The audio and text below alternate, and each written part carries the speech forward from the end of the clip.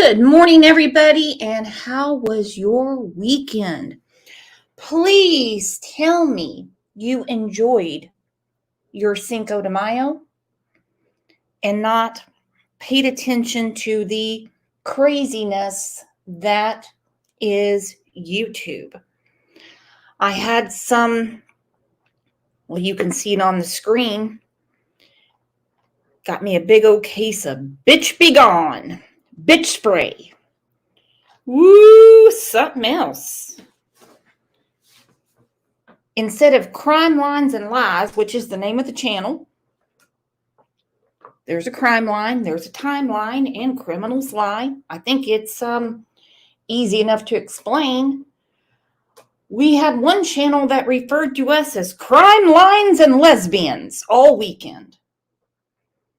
Well, my husband had no problem with it, but I was like, that's kind of tacky. Lord knows I couldn't get away with saying that. Always something. Always something. Love you too. Bye, you babe. Love you too. What craziness. Before we get to it, and we do have some very important things to discuss, let's tell everyone, hola. Welcome to Monday.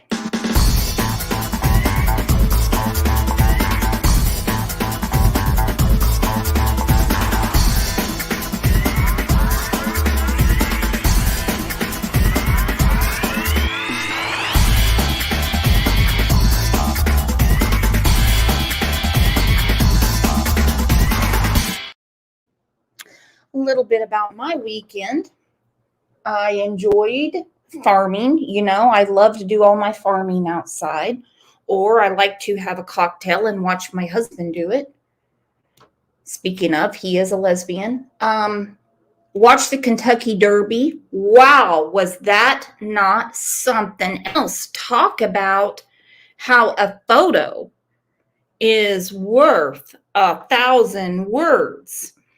Was not at all the horse that I put $1 on. So, damn, what am I going to do? Love you, preschool granny. A lot of stuff going on. We had a private investigator step away.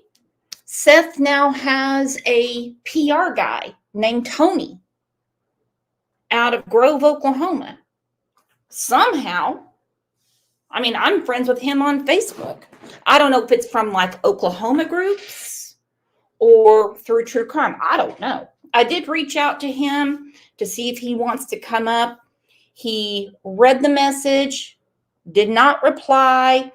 I did hear that he will not be speaking with YouTubers, that only Seth and himself will be talking to mainstream media. A lot of people are asking me, what is that all about?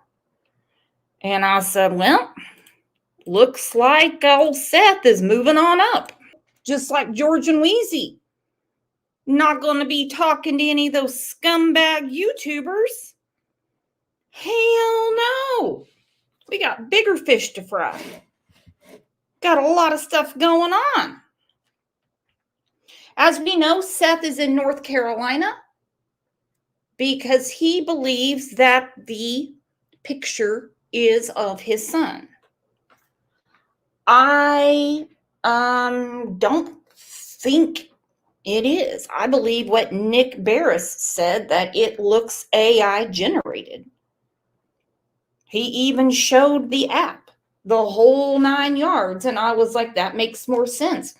Law enforcement doesn't seem to be concerned, because let me tell you what, if a missing child is spotted in another state on camera, a photo taken, talk about mainstream media.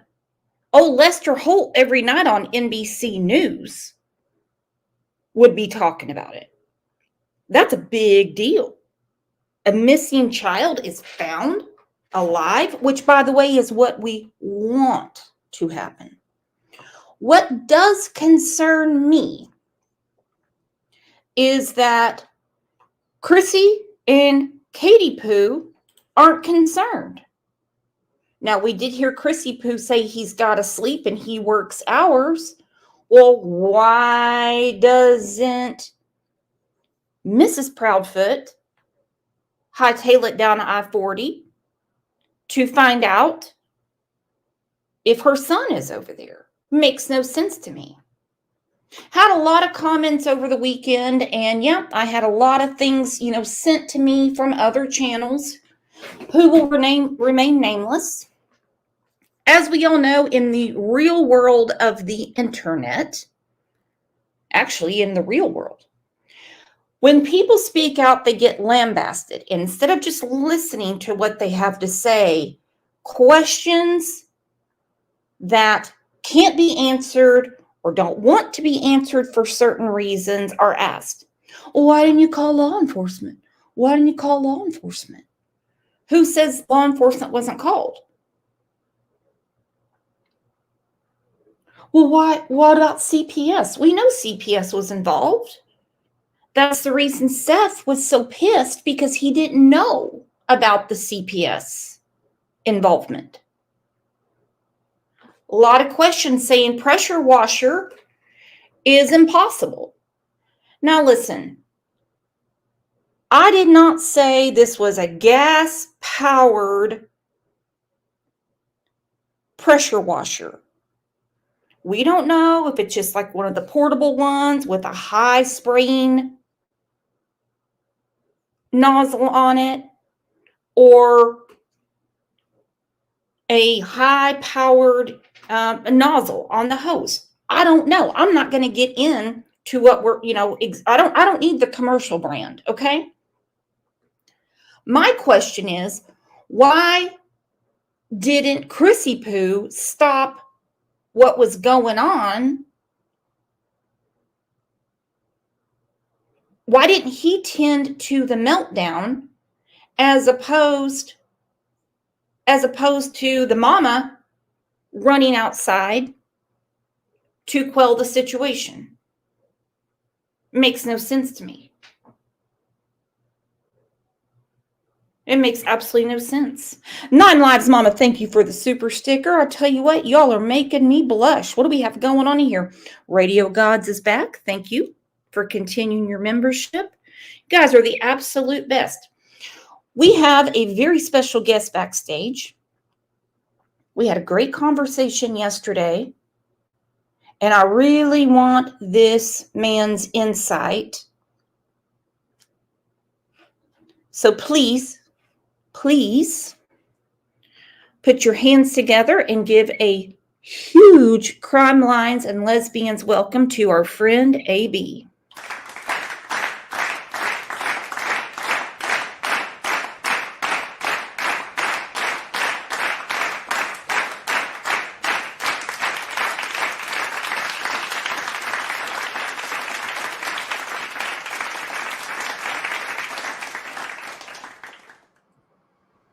AB, welcome. I was so happy I got to talk to you yesterday, and it seems like he's waving at everybody. What's going on? That's funny shit. That clapping is some funny stuff. Anyway, it gets me in a good mood. What's going on, Brooks? It's hard enough to talk about these cases without having to throw something in there to.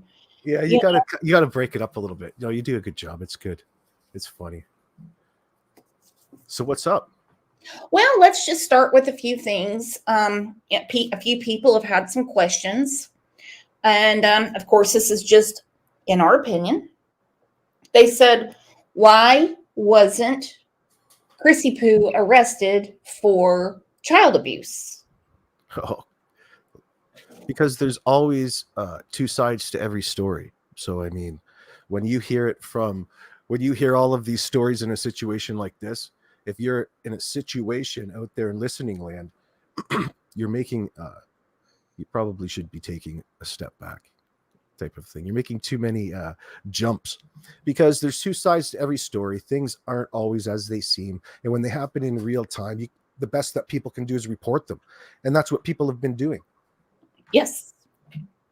So 100%. when people hear them, all you're hearing at this point are really the highlights of the low points, all compressed into one because there's a missing child. Mhm. So, I mean, why isn't he arrested? Well, this is a developing story, remember. So maybe at some point, that's not for us to determine at this point in time. We're just sorting through the allegations. Maybe it's because it's in an investigative stage. Right. I don't know about your neighborhood where you live. Maybe in some, maybe in some parts of the world, the police will come in. But people get their backs up nonetheless, and people get irate because they see the writing on the wall, and they are emotional, and that's why we're all here. They just, it's not them and us. It's, happens to all of us, but we just got to keep ourselves rational in that sense, as Tony Mathis would say. We got to be rational. He did. He 100% did. This is one of the things he said to someone that posted anonymously in a Facebook group. Unanimously, you mean? Yeah. Anonymous. Tony replied, "I'm certainly available to answer intelligent questions if you'd like to walk out behind your anonymous protection. The whole world would be a different place if people would get to know someone before forming an opinion. People that will own what they say don't need to hide. I'd be on Justin's show tonight if you'd like to chat there." It's like it's like a new sheriff in the Old West coming into town, and he has to go and advertise what he's all about down at the local saloon. 100%. That's how he plays it out. Hey, Tony Mathis, get fucked. Do we really need to get to know the parents and the stepfather? Do we really need to get to know them? We do know for a fact that Katie Proudfoot was home that night. Katie Proudfoot's the only one not talking. Katie Proudfoot has changed her story. Katie Proudfoot, if all of the neighbors are telling the truth, I know we've heard from one, but there's several that don't want to go on the record, who to thunk it, because they have to live there. Oh, I can't turn my camera on today. I'll tell you why. Yesterday, I got all over Tony Mathis for being a Dallas Cowboys fanboy. I forgot to have like Blue Jays paraphernalia up. Excuse me. Oh, yeah, we don't want to upset any of the Cowboys fans. I'll have to. Well, different sports, but I don't want to be called a fanboy. I was just. Oh, you ought to see our bathroom. It's full of Kansas City Chiefs stuff. So, yeah, cool. Why would the mother not put an end to the bullying and everything that was going on? Because she doesn't know how to handle Sebastian at this point. And the older he gets, the more defiant he probably is. So a lot of people have been speculating as to, he's a bit spunky, let's say, and he doesn't understand rules. And there's always a constant battle in any family in that sense. Not battle to most people, but in this particular set, perhaps maybe he was getting some resistance. So therefore, it was just escalating the situation to the next level. And we all know Chris isn't going to be, letting a child living in his house get the best of him in any scenario. Now, your opinion only. Do you believe what this neighbor had to say? I had a lot of people picking on his accent. I guess they don't understand that people move out of state. They move where they're originally old school. He's an old school fighter pilot from New York. I thought that was cool. I trusted him 100% because he spent a lot of time discerning, and he's very careful in choosing his words that he used, and he every step of the way was careful in his terminology, unlike people like Chris, for example. He wasn't saying that he was guilty. He said, I believe in innocence. Exactly. He stayed away from that. He's not accusing. He is just relaying what he's seen and his experiences. And I thought it was a fantastic account. And you could understand and see his training in the military as to recount a scenario coming from a time where they didn't have cameras and you had to visually go and get a visual on something in the field, bring it back and talk about it in front of a group of your peers, just like Tom Cruise on the what was that, the USS George Washington in Yeah. Top Gun. Yeah. Anyway, excuse me, I forgot what carrier that was, but yeah, man, that guy's cool. Anyway. Well, I just think it's very disrespectful that when somebody wants to tell their truth, they're, run through the mud. I did see one channel again, which will That remain. happens, you expect that, and he understands that too, because people are very tribal in that sense, but you have to expect it, and good on you for just mentioning it I guess to set people's minds at ease before you get into the information. I mean, all you can do is bring it up, right? You can lead a horse to water in that sense. Well, I mean, I as much as I try to warn people that I speak to about how YouTube works, or just the internet in general, or just people in general, he was very measured in what he was saying. Right. But, to answer many, many comments, yes, CPS was involved. Yes, we have spoken with law enforcement. Not to interrupt you, Brooks, but he verified essentially on a secondary note, not out of the words of his mouth, but really the information that he presented verified what a lot of people were suggesting in chats, let's say, in that Chris was absolutely lying in front of the camera this whole time and trying to dance away from any sort of open CPS case. Dude should have been all over it since the get-go. That tells me that we're on the right track, because if this was genuinely, and if they were genuinely had a reason for keeping Sebastian and dealing with Sebastian in a certain way, then out with it right away. That way people understand where you're coming from. And you can utilize, say, autism advocates out there already willing to help you, in situations just like this. No, they've been skirting this truth the entire time, refusing and denying, playing games around every point. We're on the right track. Hey, Chris, what's with that dent in your garage door? That's around head height, about 4'7" off the ground. Maybe. Yeah, what is that exactly? I want to know what that is, Chris. Sebastian's 5'5". Basically everything that the neighbor, and he's not directly the next door neighbor, he lives in the neighborhood. I'm not putting his address out or anything. I did have a few questions. Did you properly vet him? Yes. I got on an airplane from Tulsa International to Nashville International. He picked me up. I went there for the weekend and I helped him do his taxes. And he's given us the proper toll of $450 American in order to give us his in order to give us this statement. Now, in order to have a crisis actor on the channel. Yes. Oh yeah. I watched him and his wife. We had to spend 6 hours choosing this guy from a catalog. You better enjoy it. What a jet setter I am. I'm like, what a stupid thing to even ask. If someone knows what they're talking about and if they don't. And everything that he said has, in my opinion, already been verified by Seth, Chris, and Katie. Well, what they're doing is it's kind of a double entendre here, because all of the information that the neighbors of Chris are bringing are contradicting the statements from Chris, that he's presented up through the grapevine already, through the mainstream media and on social media. And people are naturally going to have questions about that. And right, you want to get, or Chris wants to get himself positioned in a place where he thinks that he's safe. That's going to be a bit of a problem. A huge problem, because he's the one that brought the mattress up. Mm-hmm. For some reason, he felt a need to mention it. And then he said it was given to them, I think, by a coworker or a neighbor, and he just put it in the garage. Now, why would he say that? when it was known to neighbors that that mattress had been in the garage. It's trying to get past a question in the moment. Uh-huh.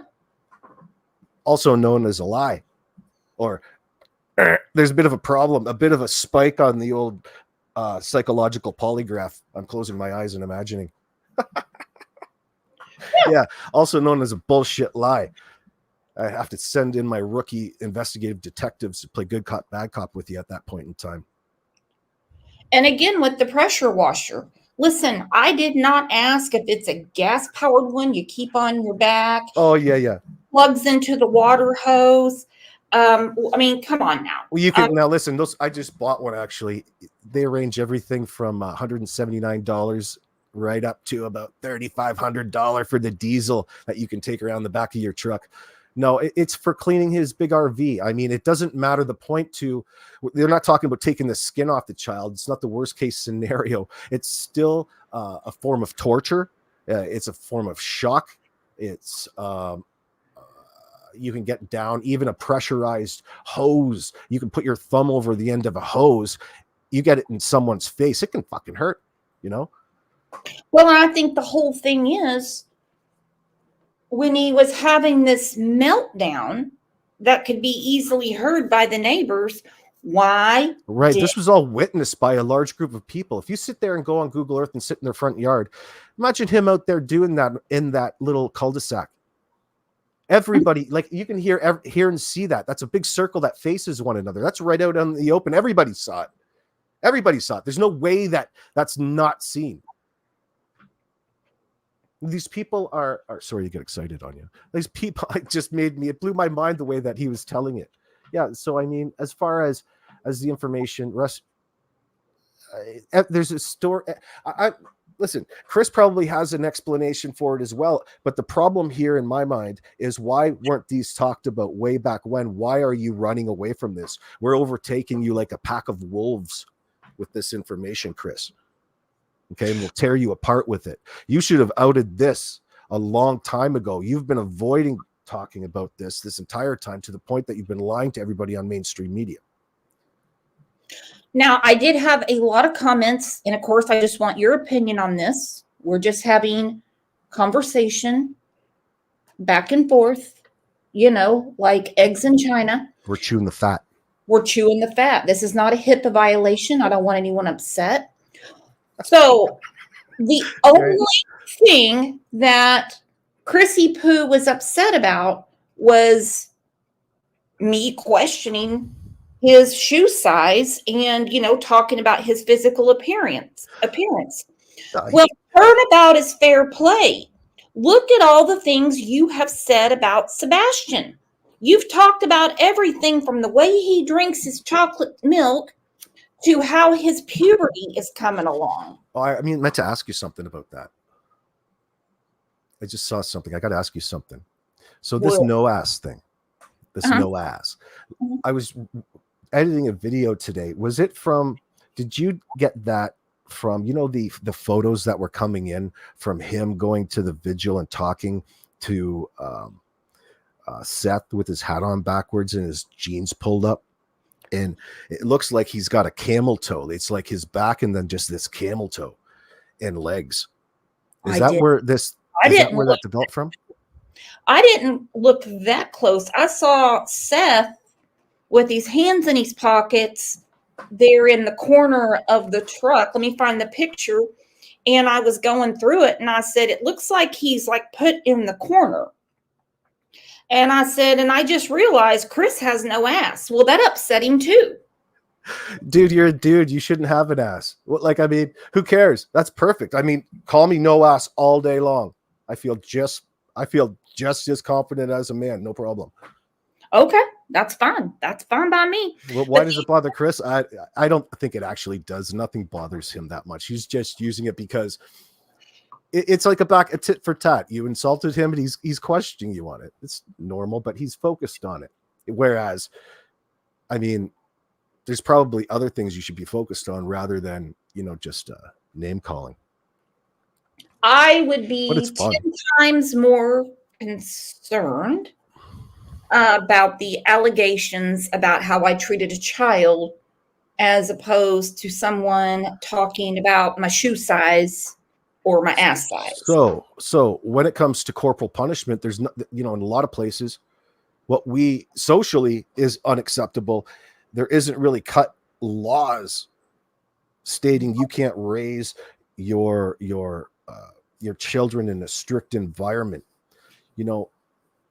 Any situation, no matter what it really is, you can downplay it to workers from the reports that come in.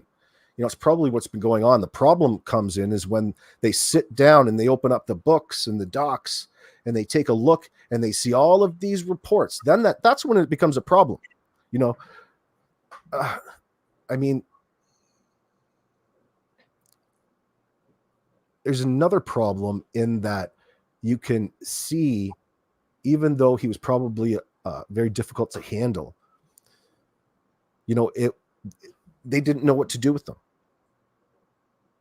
Now it's got me thinking about, do you think that they might have put him in an institution in that sense? And they're really turning around and playing everybody in that sense because they've got it figured out. And let's see, in Tennessee, in that area, there seems to be a formula, a recipe for doing certain things, and you'll be able to get away with it. No problem. Because the investigation is conducted in a certain way. And if there's no evidence to do anything, everything grinds to a halt. Okay. But in the meantime, you've whipped up an excessive amount of social credit for this hoax, and you've presented it to people. All right. Now you have Chris in front of the camera, taunting everybody, leading them on, dancing them like the Pied Piper. And really, that whole process, the same one we're making AdSense money off of, they're soaking everybody up for these donos to keep it going because of the illusion that they've created. Now, let's talk about the hypocrisy. He went on Web Sleuths to have a shit fit about Seth talking too much on YouTube. Well, who's the belle of the ball now? Well, you can understand. Listen, if you say too much, it's going to lower people's. They're not going to want to donate any money to the cause. Okay, if you start mentioning people's history, we want to protect all of this information because people are going to be turned off about it, and they're just going to say, do with them what you will, type of thing. And the bottom line is they're not going to get any donos out of them. They need to control each and every piece of information as best they can in order to soak everybody for all their time and social credit on fucking media for their little bullshit session here. Fuck them. And that's what I'm saying. And a couple of weeks ago, another quote unquote creator, because I hate that word. I hate creator, follower, sub, but that's just me. That's just my pet peeve. Anyhow, I just don't like the word. Huh? Creator. What did you create today, AB? Oh, actually, a few things. Well, you're 10. I got whole fucking gardens going on back here, man. All kinds of shit. Well, you're 10 times better than me. I got a freaking crazy garden going, and I don't exactly have it. Well, then technically, you're creating things. We're helping things photosynthesize. Yeah, I love it. Right? I love it. I told my husband over the weekend, I said, I didn't exactly plan this out right. I said, so shit's just going to start growing, and then we're going to know what it is. But a creator a couple weeks ago said that we are just intimidated by an alpha male like Chrissy Poo. Oh, fucking dude, he's intimidating. He is alpha, dude. Alpha in that household. It doesn't take much to be alpha in that household. You've got children with disability, and you've got a chick. He's the only one on the block because he's got no natural predators in his environment.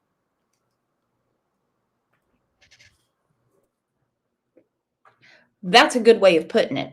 And I also like how you said, if you can maintain the social conscience, they think that they have a shot with a jury. And I said, about alpha males, I said, they don't abuse children. Yeah, you don't need to. No, I said, my husband's an alpha male. when when the time is right, he'll chew you up and spit you out. Alpha Look, males have women abuse them at their bidding for free, no charge. That's what alpha males get. well, Mother's Day is this weekend. Should they desire it? Is it Mother's Day this weekend? Yeah. Well, in America, I don't know about in Canada. Fuck, thank you for reminding me. Alpha males normally protect their home because, like I said, my husband's an alpha male. Let's just say you're an alpha male, AB. Yep, We don't have any missing children around here. No, mine's at school. Yeah. Now, you helped me with something immensely yesterday, and if you don't want to talk about this, you don't. You don't have to. You talking to me? Yes. I'll talk about anything. Okay. Yeah, I'm talking to you. You're right. You're right here. Right. You sound like Robert De Niro. You talking to me? You talking to me? Confused because you couldn't have been talking to me. No, I'm just saying. No, I don't in here. I don't want anyone to feel like they have to say anything. But when I've said Excuse me. times talking about Sebastian, I've said, what is this locking away food? And you explained it to me yesterday. Oh, yeah. As of other people. Could you please explain this? Because I want to give credit where credit's due. Well, I was thinking about that earlier today. I keep thinking about better ways to sum it up. And it's just, there's been a conversation, and it's not really actually a natural conversation. It's just troll comments in that sense from my perspective. But the whole aspect about locking away food and keeping a lock or a restraint, or even change the term, a rope with two stickies on the end and a semi universal lock in between it, something that you'd use on a boat. So if the waves, when you're en route, when you're in motion, everything doesn't fall out of your cupboards on you, type of thing, right? But the point to it, like especially around here, because when you're really dealing with a child with sensory issues and autism, and they don't understand yes and no and rules, for example, or here, my daughter has a problem with, for example, if you gave her a can of Coke, she would chug that whole thing right down every time instead of sipping it and enjoying it over a longer period of time. So maybe a half a glass of Coke, because that's hard on your system. She'll do the same thing with any sort of drink like that. So you got to watch it. You can't let her have the run of the place in that sense. But it's a preventative measure from not just losing your small investment in whatever you have in groceries in your house in order to nourish your family. But it gives you a peace of mind, because when you're trying to instill routine in your household, often what happens with children with disabilities is they just wait until, because they're humans, right? They're not as dumb as you perceiving them to be in that sense. They just wait until you turn your back and do everything behind your back and steal everything like kids do out of the cupboards when you're sleeping at night. So instead of waking up here, for example, and seeing a couple $1,000s worth of food on the ground and not being able, and having that disrupt your routine, you can't have that happen. What's the definition of crazy? Doing the same thing, expecting a different result, right? You have to make a change. You have to do something. So putting a preventative device, like, you can get a pack of 3 on Amazon for $10 type of thing. They're pretty common in the world. It's a safeguard. It's a safe measure to, prevent. It's like tightening the lid on the cookie jar type of thing. So little hands, it's like putting the tennis ball on the doorknob. Okay. It's like child-proofing your house. Okay. Right? And that you're preventing. It's like it's no different than trying to convince a 3-month-old baby, why they can't do all these things. You wouldn't do that. You just prevent all these things, right? Because they don't understand. That's what the lock on the fridge is for. It's to prevent, right? Because I really don't have to over-explain it. No, I totally understand now. So I'm not going to talk about, So in this situation, why it's prevalent, it's just been brought up so many times in the case of Sebastian Rogers, because it would be another situation well, excuse me, it would be another point of contention within that household that would be atypical of the types of challenges every other or most every other child or parents with autism would have been through and deal with. Now, let me ask you this, and I do not know about Sebastian's diagnosis. There is no way in the world that I would be educated enough to even speak on it. Right. I have heard sensory issue, which is one of the main reasons he would never walk outside without shoes on. And no two patients are going to be the same. Let me sum it up quickly before we even over explain it. Here's why. If he's got sensory issues, and every autistic child does, I haven't met one that doesn't yet, one way or the other. That can mean one of 5 different things. Think of our senses. Now, if he really was, if you were to believe the story that Katie and Chris present, as if he was just, they think he went out the front door barefoot with no clothes on in a freezing night, the child would not get very far. He didn't start running across the country like fucking Forrest Gump. Okay. He wouldn't be he would be within, out shaking, hovering in the closest. Listen, he wouldn't last very long. He's not going to be hiding under. He would be found dead, probably. I would think with the quickness, considering it was 26 degrees outside. Exactly. And he just has on I sound like the Iron Sheik. Precisely. Yeah. Remember, I sound like the Iron Sheik. Sorry, I was watching too much wrestling earlier before I got on. And then you have the chromosome deletion as well. I mean, there's a lot going on. Yeah, there is a lot going on, and compounded that, that would equate to developmental delays. But let me tell you, only in some things, like the autism, and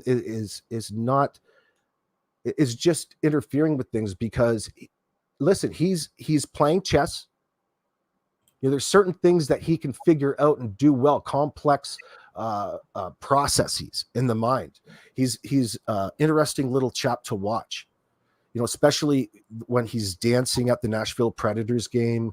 Yeah.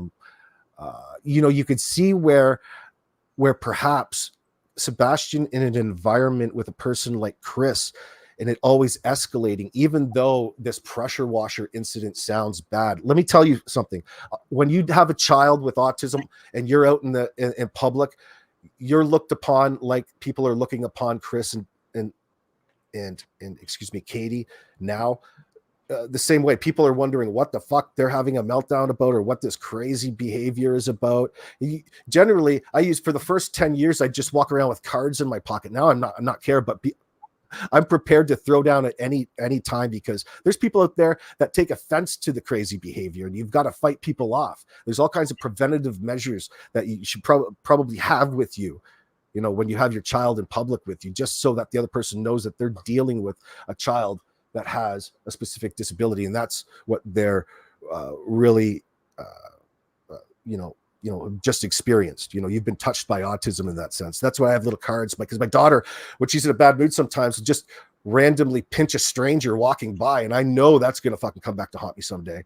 I'm like, geez, I can see where I could probably, somebody would take that the wrong way. And it happens all the time. You see the news reports all the time.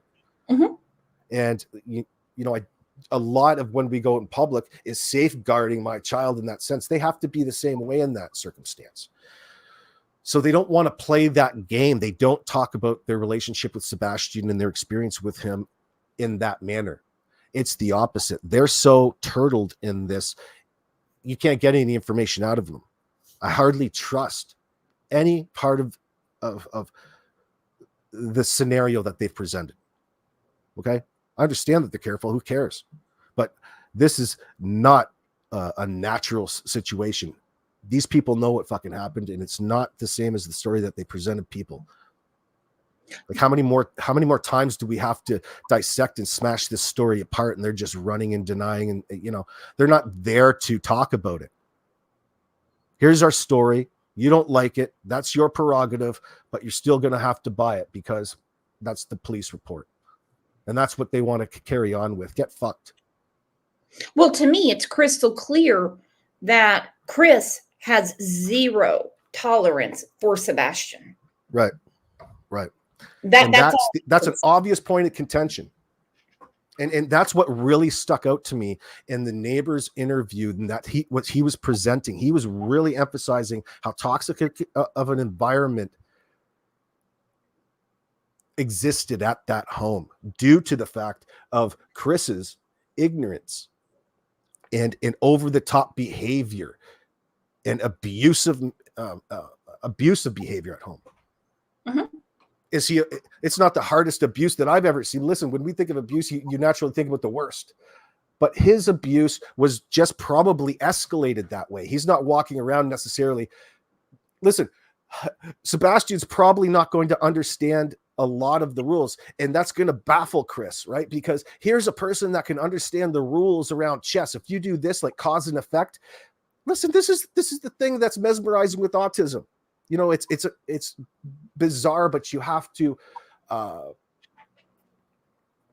let it flourish. You know, ride it. Everybody deals with it different. If you get so obsessed of all these rules that they can't conform to, you're going to drive yourself insane. And I'm certain that that's what's probably happened here, sadly. In the end, it's just another statistic. We've got to do the best in our communities to allow these parents or to offer up more respite care. Probably would have been better in this situation. But my worry is that maybe it doesn't sound like he was in any sort of therapy or care for the past 15 years, or say 12 or 13 years, because it's only a 2-year-old. A 2-year-old, but he was diagnosed with other disabilities as well. I don't know about the other disabilities. I do know just from the quote unquote mother's interview, he was just diagnosed in August with autism.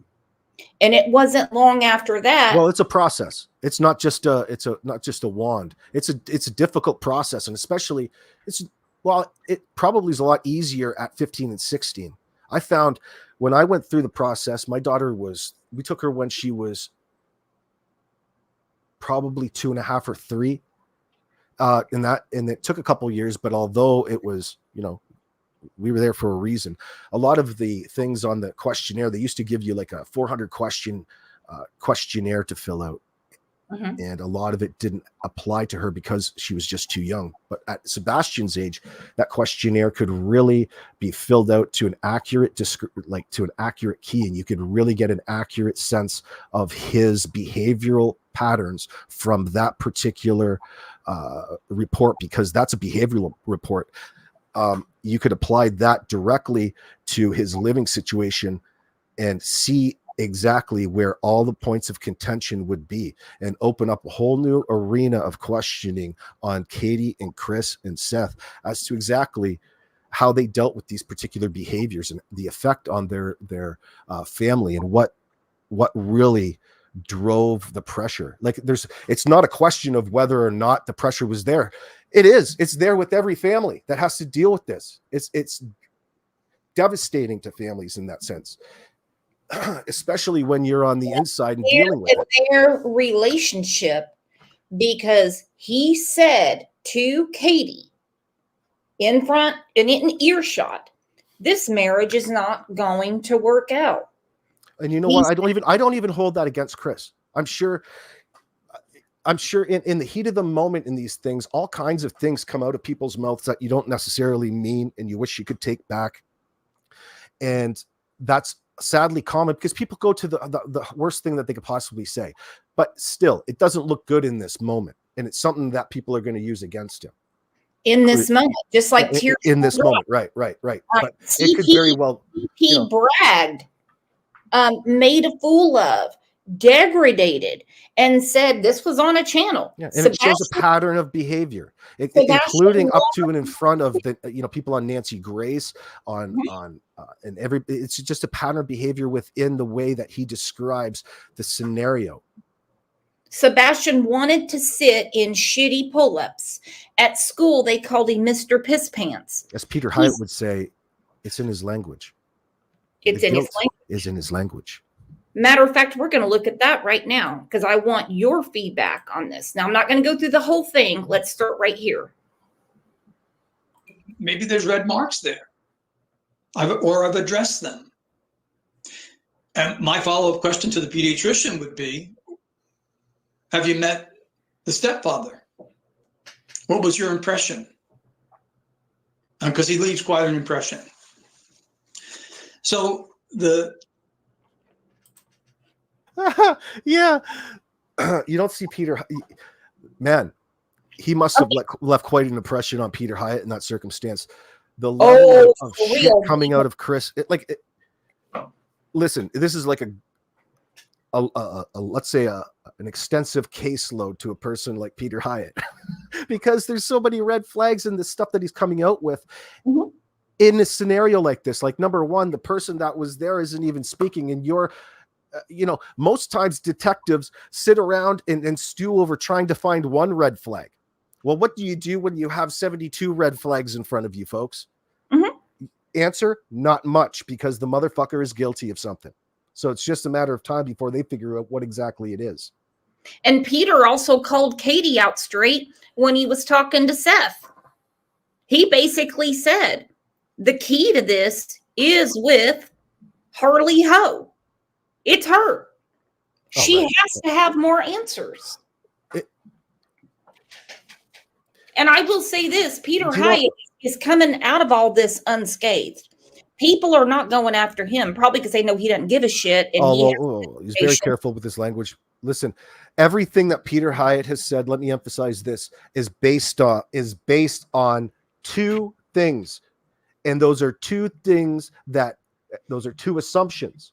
So really, although Peter Hyatt has been bang on, the only thing that he's been bang on about is the bullshit story that the assumption makers, Katie, the two things, Katie was home and that Sebastian was there all night. Those are the two assumptions. So those are still things we can't verify. So we have to still be a little bit worried about it. But Peter Hyatt really just called out their basic story as to what happened that particular night. We all know that the truth is a lot stranger here, and there's a lot more to the story. So why would these people volunteer up all kinds of what to our ears would be useless information? The answer to that is it's not useless information. We just haven't figured out what he's really talking about yet. Not that it's an explanation. I'm saying to us to match it to something. I think he is very, very intuitive. I think he's very, very smart. He has dealt with these cases for years. He even called out the "I love you, mommy," and she just said good night. There's so many of those. The I love yous are plentiful out there, right? You go to any. I think I've counted 7 different times I've heard them, lead with that "I love you" in the different interviews that they've done. But the night that he goes missing, it was good night. Those are her words, not mine.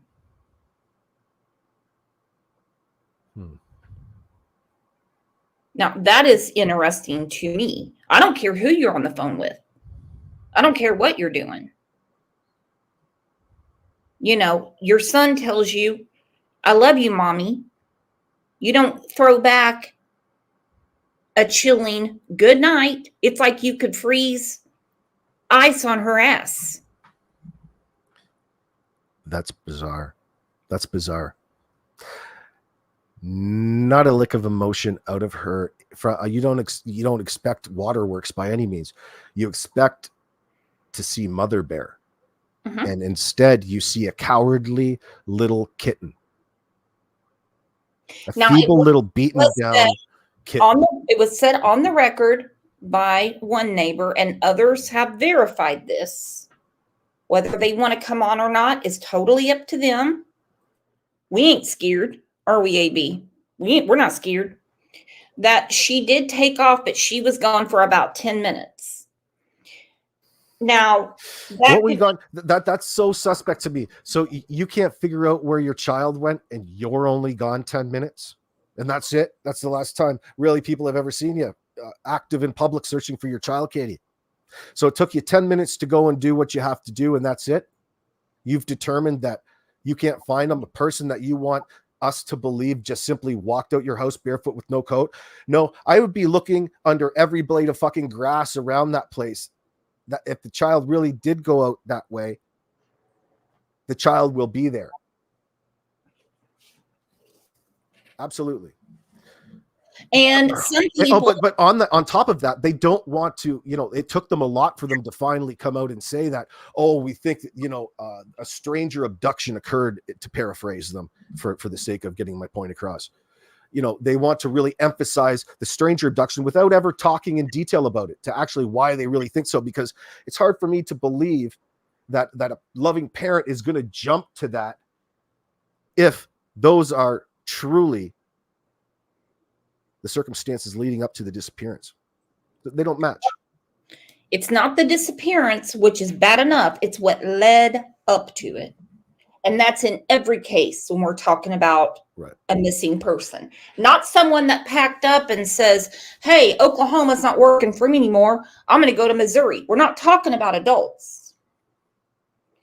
But the 10 minutes really concerns me. Now, of course, the geniuses on the internet will tell me the police probably told her to go right back home in case he shows back up. The neighborhood was full of cops at 10 till 7. I think they would have noticed who they were looking for. Try telling that to Brandy Neal when she was told by police, we don't want you searching by yourself. She was like, to hell with you. Right. Like, what the fuck are you telling me what to do at this point in time? I'm the one who called you, idiots. Yeah. You look at the case of Charlotte Senna when they were like, we don't want anyone in the park, and her parents. Listen, you called the cops in that circumstance because you need a hand finding your kid quick. You need to lock down fucking roads, do whatever it is that you do. Mm-hmm. I got to find my kid. Not, hey, can you guys come in and file a police report? I want you to. It's gaslighting the cops in that sense. Look at how it's bullshit. Oh, the three-way call their buddy at the sheriff's department. Hey, by the way, not sure if you've heard, but we just lost our kid. You mind coming down when you have a minute? I think about no sense of panic in the 911. Katie, if you really did discover your child was missing, 911 is the answer to panic every time. That's what it's there for. Look at the case of Charlotte Senna in upstate New York. They told everyone they have to leave the park. Her parents were like, the only way we're leaving is if you take us out of here in cuffs, because we are not leaving until we find our daughter. Think about how asshole-ish Chris is and how he can't take anybody talking a little bit of shit on him on the internet. Imagine if this really was a stranger abduction. You think that getting somebody coming into his fucking home and stealing a stepchild of his would be the ultimate insult to him? You'd think that he would be a lot more fucking focused on the person who did him dirty. Oh my gosh, what an amazing point, considering he's such an alpha male. Somebody comes into your home and takes what is your most, forgive me for the words, prized possession, which would be your I'd child. be fucking getting my guns, boy, wrangle him up, and now the cops, and you're worried about what the cops are saying? Fuck no, I called you to be my posse. You saddle up, boys. We're going to find my fucking kid and find him today, like right now. Find my kid. When you want to find your fucking kid and it's gone missing, you're finding them today, and you don't stop. You don't sit on your couch and just wait unless you're guilty of something. Every time. And then you have, the interview with his ex-wife, Nina, on Trev Time. She talked about how Chrissy Poo was with her children. And it's rinse, repeat. Rinse, repeat. Let's go to the next segment of this. Child Protective Services, Department of Children and Family, whatever it's called in different states, should have been involved immediately and Seth's mother should have been interviewed right from the start, both law enforcement and in Child Protective Services. Most of my viewers know that I'm very slow to criticize law enforcement. Oftentimes there's things behind the scenes that we don't know of and that sort of thing. This should have been done. This should have been done. The history is so important. I had said recently, there's no way this guy doesn't have Child Protective Services history. No way. And then I learned this morning from listening to that interview that apparently he set up, or he insisted upon, he does have CPS history. And what he said was, in 2 states, almost as if he's bragging about it. What he's doing is he's getting out in front of it. I agree with Mr. Hyatt 100%. He's got CPS issues in 2 states, not just 1, but in 2. I think about the verbiage and I think about the language. He's getting out in front of it. He's the one that talked about the mattress, not me. Not me. How the hell would I know there's a mattress in their garage? How would I know Sebastian might have had accidents at night? Think about that. Seth was furious on a show one night because he knew nothing about these CPS allegations. He knew nothing about them. He even said, why did they not tell me? The mattress situation is insane. Look, you go find a cheap mattress and you bring it home and you're like, I'll just put this in the garage or the storage unit. That's one thing. You're setting up your garage as an extra bedroom. That's one thing. But because you don't want to smell someone's piss is another. Why did Chrissy Poo even bring it up? Because trust me, Katie wasn't going to. The look on her face when he mentioned the mattress, she looked at him like Candace Wells looked at Dawn like, what?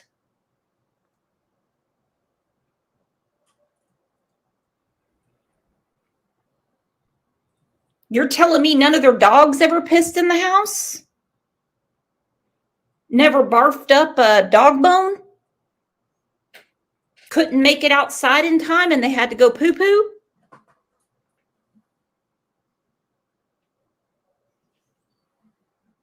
I don't know. What do you think, AB?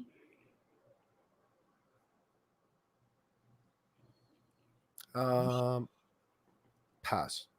We have to keep going. Press play. He'll answer the accusation before it hits him.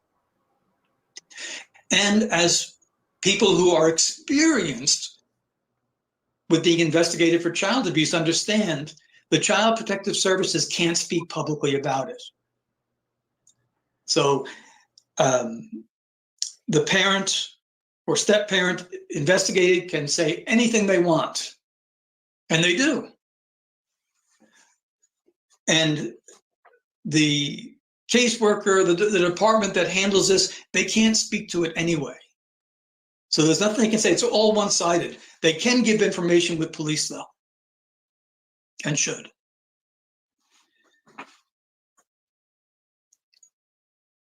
So what does the stepfather's language reveal? And one of my associates, Jenny, did an excellent job on we call it a psycholinguistic profile, a profile based on the language. And I alluded to this when I said, I've interviewed him 100 times, meaning that there's a pattern that emerges.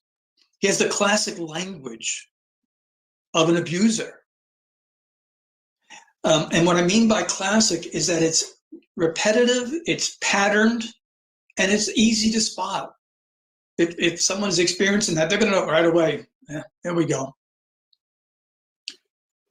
And when he was talking this, well, for me, it was this morning, but maybe it was last night when it was aired, he confirmed everything that Jenny wrote about. He confirmed it. about being crystal clear, that emphatic forcefulness, the aggressiveness. Some of the descriptions people have used, including Jenny, combative, authoritarian. He is also acutely defensive. This is a guy that does not like to be insulted. And he went on and on and on. And he's done that defending himself. He ended up. I think that is the arrogance. The fact that he won't even defend himself. He will get mad that someone questions how tall he is, or is his shoe size really a 14? That makes him mad. But he will not defend the allegations about the abuse against Sebastian. Well, because that's probably part of the reason he doesn't allow Katie to speak. Not only will he not allow a woman to speak on his behalf, but in this situation, he recognizes that she's too frail and she'll break down because she was home and carrying out the hands-on aspect of the psychological fucking torture that they were passing on to Sebastian, in my opinion, in that home. Mm-hmm.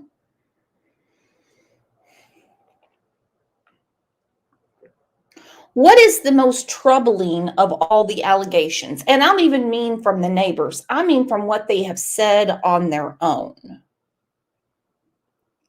They had me at Colossal Popcorn, and how Chris isn't there that weekend, but said Sebastian was in a good mood. It was the normalizing of an otherwise abnormal situation to me. They were overemphasizing all kinds of useless informations in light of supposedly trying to find a child who just walked away out their door in the middle of the night, who has all these sensory needs, wouldn't have got more than 500 feet. You know, there's so many things at one time, you know, along with the fact how they don't talk, like as I was going on earlier about to no end, about how they deal, or they don't talk about Sebastian through the lens of the eyes of a parent with a child with a disability, rather than they were overemphasizing the normalcy or what they perceive to be normal in how you raise kids, normal kids, and how Sebastian was refusing to fit into that norm. And here, this is the reasoning behind why they had to start implementing all of this harsh discipline, or let's just drop harsh and say discipline. Why are you even disciplining that child to begin with? Is it that bad? Well, you probably have to look at incorporating all kinds of different behavioral things. And by the sounds of it, you know, they had ABA, which is advanced behavioral analysis, incorporated. So there had to have been some sort of you know, some sort of therapeutic and situations going on with doctors, and it's hard to say. They're not very open with what the issue is. Maybe I'm wondering if is that his behavior got so out of control, it was this sort of behavior in which they couldn't control that led to his autism diagnosis, and they still, you know, 24 months on or so, don't know how to handle it, because primarily, I know for me personally, it was, and I know I'm a huge narcissist, and I was a huge narcissist way back when my daughter was 4. I was, from what I am now, a horrible parent.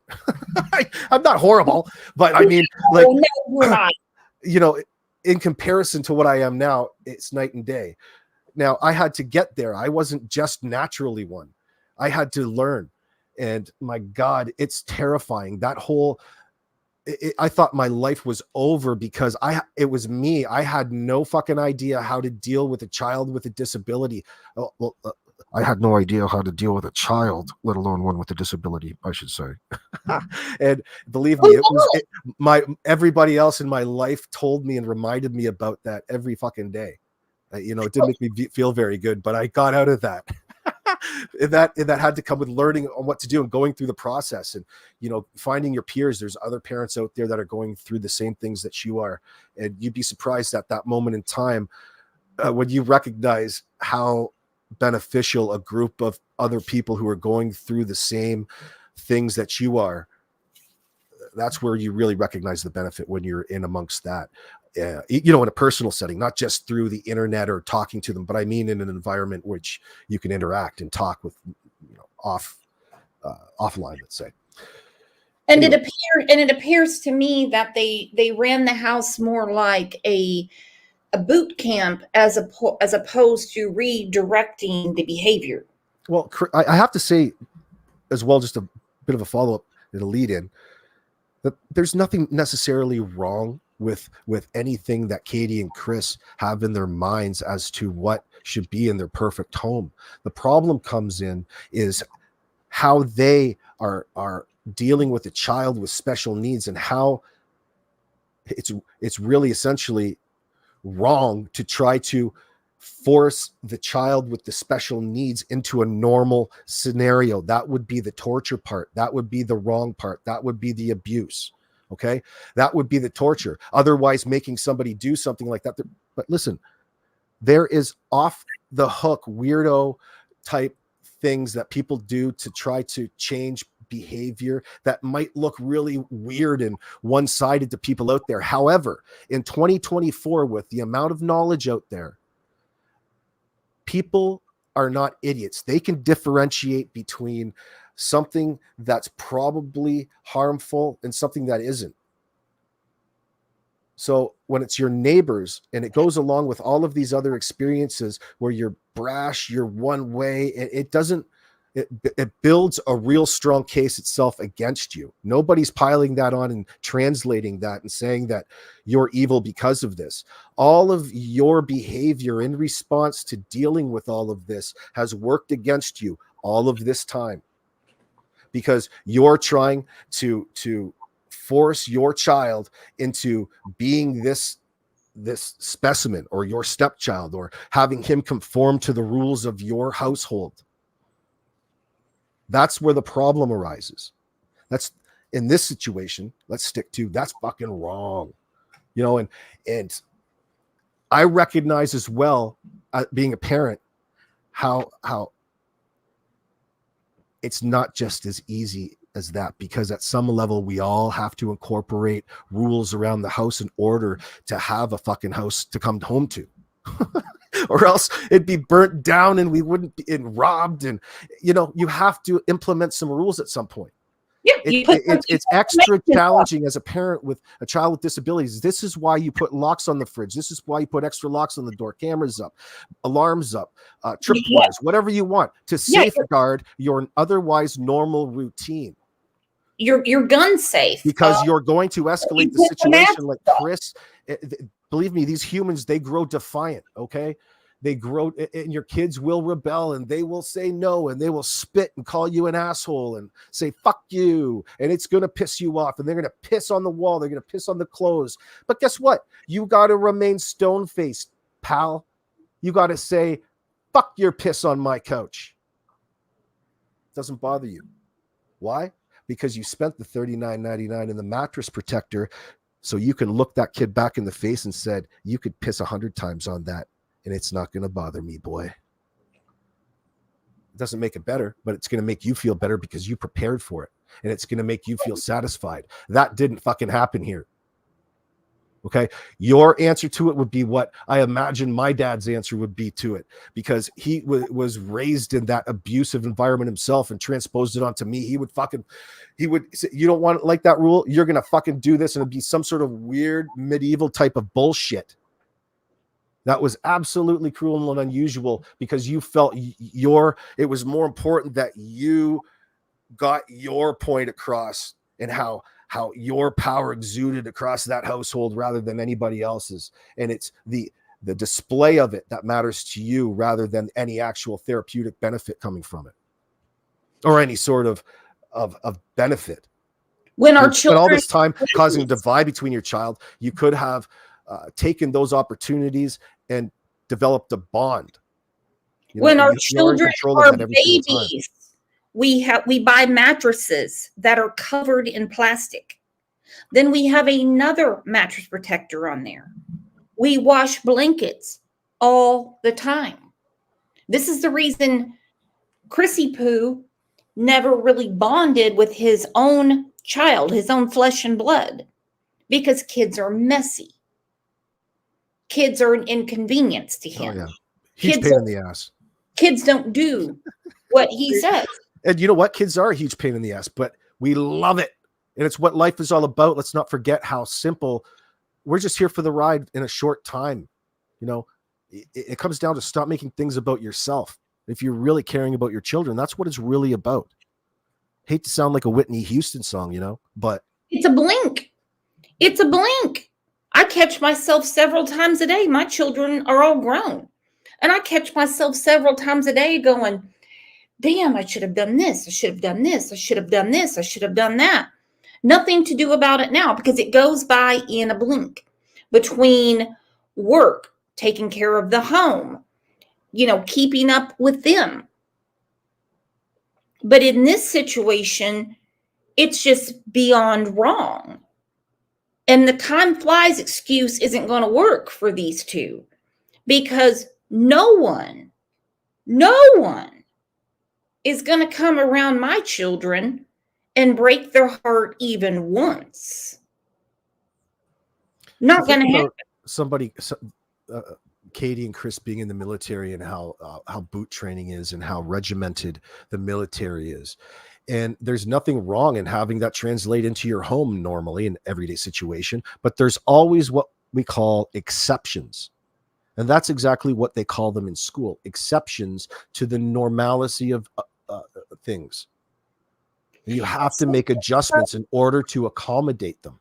This is what we keep priding ourselves year after year to make it even better, for those that can't.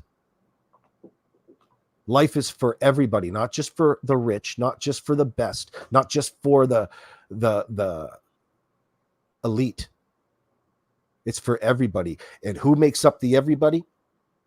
The old, the infirmed, the disabled, the young, the people, the vulnerable. That's the majority of us. And there is an exception. Let me tell you a story. You're going to love this, AB. When my son got home from boot camp, as they call it, basic training in the Air Force, I didn't even recognize him. His mannerisms were different. I had been on this kid for years about cleaning his room. Pick up your dirty clothes. Hey, when I put clean clothes on your bed, please don't put them back in the hamper for me to have to wash again, just to put back on your bed. Please do this. Please do that. Please, why do you have 4 ice cream bowls back here? What is going on? He gets back from the Air Force. Now, one of the first things they told him in basic training is, we're going to whip out of you what your mama allowed. Woo! I was offended. Okay. He comes home. He's walking different. Same accent. Talking basically the same. I could never make my bed the way he makes it. He makes it better than the people at the damn Best Western. And he said, well, I don't expect you to do things the way I do. And I'm like, well, shit, then you can make all the beds. And he just laughed, did his own ironing, was extremely, and still is, extremely concerned about how he looks in public. He taught me about how to build up credit. Damn, what do you know? Okay. But no, go ahead. These two, they shouldn't have forced that on to Sebastian if that's what they were doing. Well, I agree. It's so all of this time, if this is a new, they as parents haven't had, the services, maybe they don't know the services. Maybe they're not used to, maybe they don't want to change their lifestyle. They're too busy chasing this pseudo leather gay biker assless chap Harley Davidson lifestyle with their new buddies. That's money, man. That's money that would have otherwise, how expensive services are?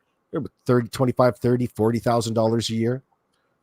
You know, you could maybe don't have to have that much, but a person who requires a lot of care, as Sebastian would have required such. And who's going to be his chaperone? Let me ask you this. Do you feel that it's normal, your opinion only, that such a extreme sleeping medicine was incorporated into Sebastian's life? Again, I have a strong opinion on that. I went through the exact same thing, and let me tell you, the first thing that I got straight before any sort of medicine gets flying is your own fucking head. Why are you medicating that child? Why? I can't listen.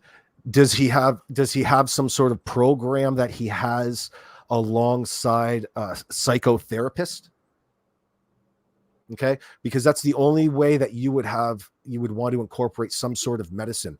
Now, the sleeping part of it is, and I'll tell you, I already know the answer to this because I was exploring that as a single dad. I'll tell you, my daughter, while I was sleeping, I had this 5-bedroom house. I had my house in the top attic of the floor.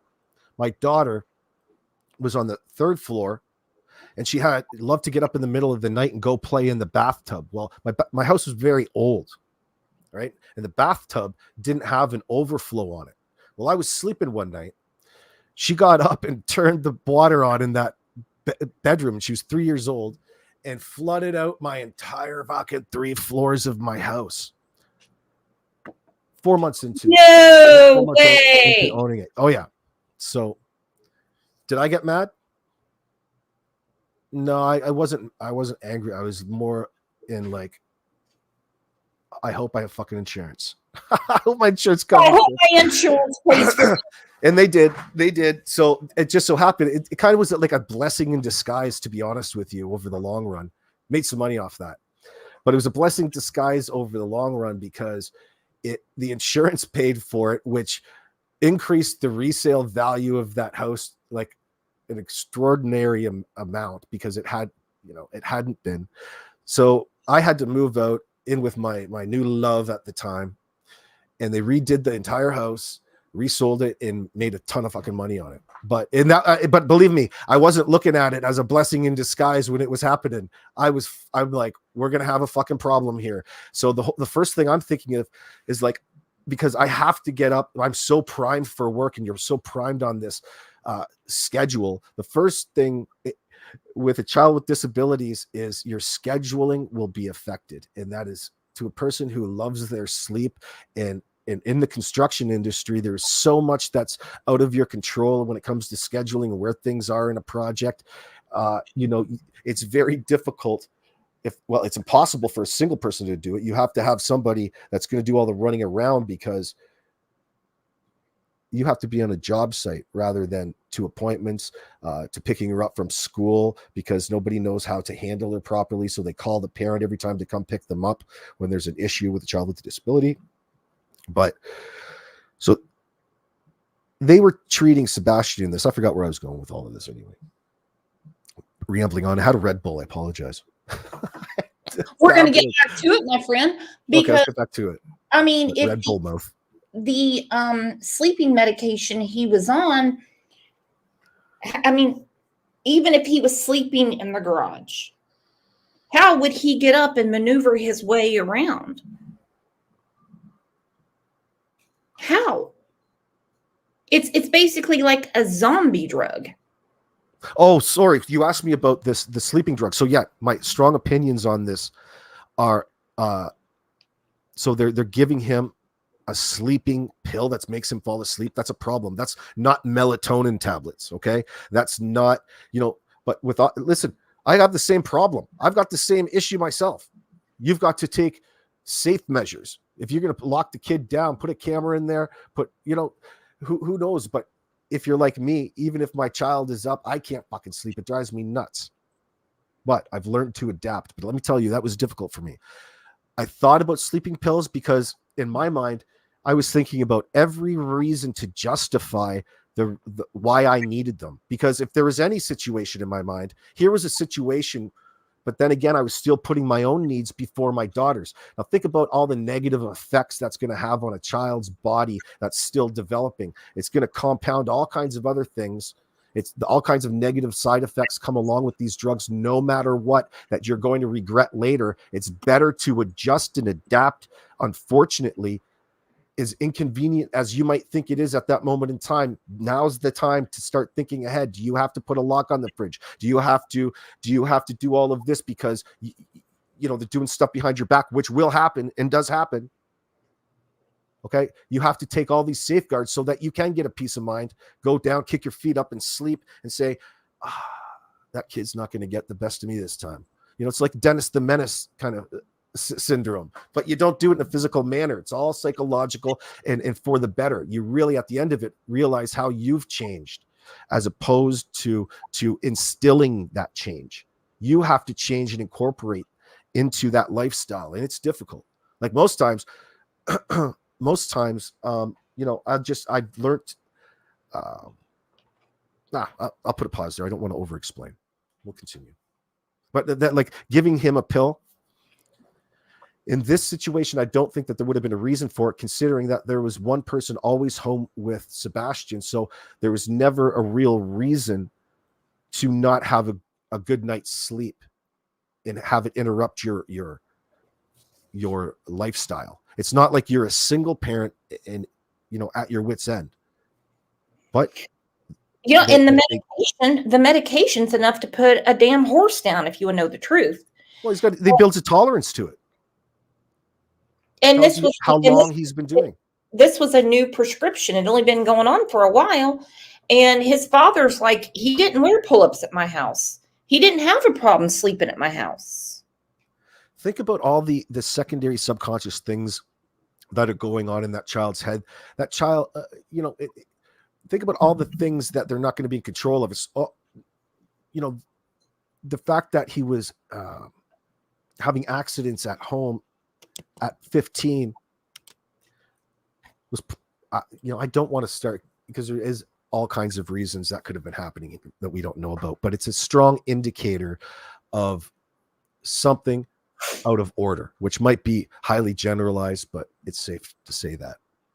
And the problem here is why aren't the parents acknowledging it in the appropriate way? It's not like, see, listen, the way that they explain it, like Chris explains it, he was known for and he liked to pee and poo.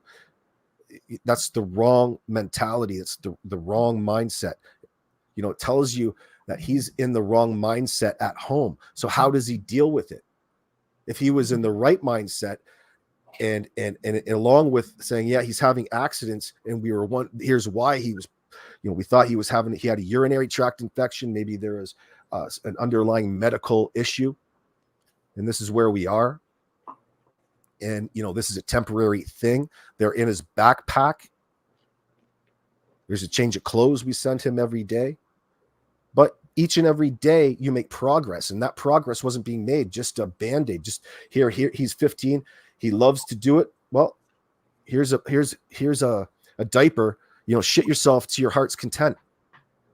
No, he has to fit into society at some point. He has to, at bare minimum, make an effort at that point.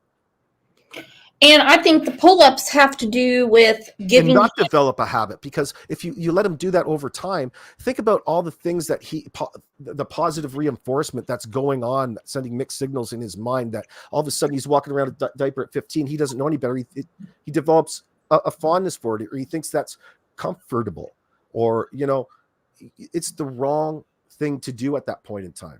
You don't even want them in your fucking house. Like, why are you shipping him off onto somebody else in the school system at that point in time to deal with? If he's shitting himself, if he's having accidents. But here's the thing. Okay, so you don't want to smell piss. So you have a mattress in the garage. Now he's in pull-ups. So how are you smelling piss? And he's taking sleeping medication. I think the sleeping medication will have a real effect on the accidents going into the bed. You know, he's not going to be waking up his young body. Oh my God. I mean, what do you think is going to happen? It sounds like a Of nasty course side effect. it is. Of course it is. You know, you sedate someone, they're not going to wake up to pee because Because he's sedated. and how do Oh, you shit. use a sedated 15-year-old in a pull-up? Without taking him to a party, right? Yeah, exactly. How does this happen? And how did no dogs, even though Chris Proudfoot said the dogs are dishonest, he said dogs aren't credible. I mean, that's all he could say, as if he knows anything about canines. You tell me how any of these dogs, whatever they're trained for, got their national certification by being lion dogs. Lion dogs. That's funny. I like that simplification. That's pretty funny. It's insane. He couldn't have just taken the safe way out and said, you know, I was a little skeptical of that dog's performance personally. As if his ass was. I mean, what was his note? He was up there. Fuck, he was testing each one of them as they're going by, checking off the little list. Yes, no. I don't like that one. You had too much to eat this morning. And he can't be a good historian considering he wasn't there. I don't think he was there. He doesn't even present it as you know, here I'm acting on behalf of my wife. I'm really concerned for her emotional the emotional impact right now. So I'm going to be doing like you know how Tony's Seth's new spokesman. Well, you know, basically Tony's Seth's new Chris, right? So he's gonna they both have spokesmen. Chris is Katie's Tony. But so you have these people presenting on your behalf. What a bizarre scenario. What is it you're not wanting to talk about exactly? Chris wants well, I got lost reading comments. Sorry about that. Oh, you're fine. I got lost. Sorry, that didn't make sense. I got sidetracked. Squirrels in chat. I apologize. I was You're ignoring fine. that. Not that I'm getting trolled. I was answering questions and I forgot. I'm laughing away. It is what it is. Okay, so let me ask you this, because you know about, and I'm not going to say disease or disability, but you know about disease. Only herpes. No, I'm just kidding. Yeah, I wish. Yeah. Infectious disease specialist up here. Just on the internet. Now, thank you so much, Mama She, for the super sticker. With sensory issues, why would a child with sensory issues be allowed to handle snakes? Oh, because it's a little bit different. So it's not the usual. So it should be a lot simpler to describe. So a person in snakes, maybe he likes snakes. Everybody has their thing, right? Everybody has their thing. So maybe and especially I think Chris is a fan of reptiles. Maybe I'm wrong. I know he likes rats or had rats. But maybe it was something that they developed to kind of share that they could both bond over, perhaps. And it became a problem because, again, from Chris's perspective, trying to instill all these rules, Sebastian didn't conform to the normal rules of cleaning up after himself because of his disabilities. And he had to go and get rid of it. In other words, it didn't work out because Chris had to, clean up for him.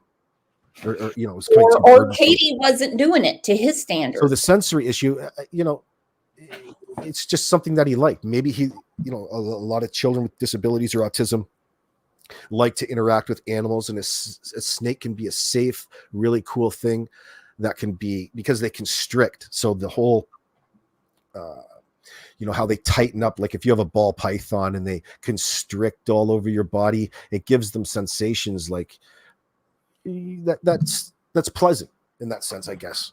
I'm sure there's physiotherapists that could probably explain it in a more clinical manner. Well, and some children for therapy, they go around horses. Listen, personally, I fucking hate snakes. So you're asking me to I'm trying to avoid talking about snakes. I don't like the fucking things. I shoot them. So I can't stand snakes either. They just the minute I see. so if found you said horses, now if you said horses, maybe people could relate to that a little easier. But the same thing. Some kids with autism develop a fondness for horses. It can be other things. It's not just that they wake up some day and they have like an attraction to horses, and that's the thing. That's not what it is. It's just the key is going out and trying different things and finding the particular taste of the child in that sense, what they like. It could be ducks. I don't know, rabbits, bunnies. What's another good if your child, dogs. But if your child loves this one pet, like I love my cat, OJ. I hate for OJ to hear this because he's going to walk around here highfalutin all day. But would you just take that animal away as punishment and sell it? Oh, fuck no. Well, no, but I could see Chris doing something like that. That's exactly what he did. Because that's just another way if you don't do this, if you don't stop peeing and urinating in your room, we're taking your snake away. That's end of it all. New rule. For a person who taking away other things out of his room. So could you imagine you get home from work and you no longer have a couch and a TV in your living room or whatever it is, and you're like, well, what happened here? Oh, well, since you didn't dust the TV, I took your shit away. I've been in those states of mind before. I'll be like, why would I keep these in here if you're just going to use them as a toilet? So I've had to take them out. I mean, well, at least you're leaving your bathroom in a container. In my bedroom, couldn't quite figure certain things out, but there's behaviors that you can't quite figure out with autism. I'm always in that mindset. You're always trying to figure something out. But sorry, I apologize. What was your question again? Oh, well, I think we went through that. Who do you think is the most upset about Seth having a PR manager? Me. You? I think it's the guy on the screen. Tim Mullins? Oh, yeah. He was looking for the deuce. Woo! He is shit in the bed. He's so mad because he's done so well managing Dawn and Candace. Do you know? Hey Seth, if you're out there listening, brother, do you know what your PR manager should be? Your off button on your phone. There's your fucking PR manager. There's your off button. I'll turn it on tomorrow and deal with things. That's and here's the problem with that. Now you're incorporating people in. Listen, in a situation like this, I wouldn't want to incorporate anybody else but my own knowledge and intelligence. All of a sudden, you're wanting to incorporate people and make them special and build this community. Fuck that, boy. That's bizarre behavior to me, man. I mean, there's all kinds of fucking other things at this point in time that should have been doing, but this is a pattern of behavior with you because where have you been for 15 years in that sense? You've been letting these assholes run over you, or you've been running with them in a pack, like. And that's a good question. A lot of people have that question. The only one that can answer it is Seth. He didn't know about the CPS. He hasn't had anything to say about the neighbor that spoke out. That I have a huge fucking problem with that because as a person who was should have been acting as an advocate on behalf of Sebastian, that would have been the first things out of my mouth. And here's all the reasons why I have a problem. Now I'm plastered them all over the fucking news. You didn't do that, Seth. Why? What were you protecting? Because things little by little started trickling out. Yep. Now all of a sudden you got a PR man. Now I really want to know what you're protecting. I don't trust you worth a fuck. And like I said, the one that is crying his face off right now is Mr. I Want to Be a Country Singer himself, Tim Mullen. He was going to write a book. He wanted a Netflix series. He was pitching a show to Hulu, and there he is going, well, damn, what am I going to do? What the hell is going on? Tim Mullins. It's just the way he is. It takes a certain type of personality to be able to not give a shit, right? He's just making the best of it. He's like making a lemonade out of lemons. Oh, he's trying something, but it's just not working for old Tim. It's just not. Although, I will say that both him and Candace, we haven't heard from Don, and I'm not switching the subject to Summer Wells. We're just talking about Tim Mullins right now. He's actually testing the waters to see if anybody will deal with him anymore. Candace did post that her birthday was coming up over the weekend, and she wanted people to cash app her.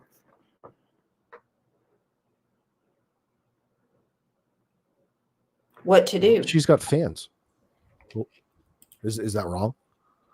Oh, yeah, she's got something like that. I do want to address this comment. This was in another chat, and I am not even going to talk about that chat or that creator in quotes.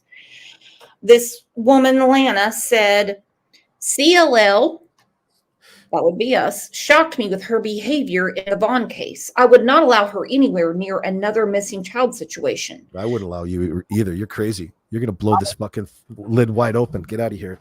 Woo, We got things to fucking hide here. Don't you understand? Woo, I know. I've got all the goods. She could be doing the same thing with these people. The only thing I've done with the Michael Vaughn case is advocate for Michael and take up for his parents, because no way in hell did they have anything to do with their son's disappearance. No.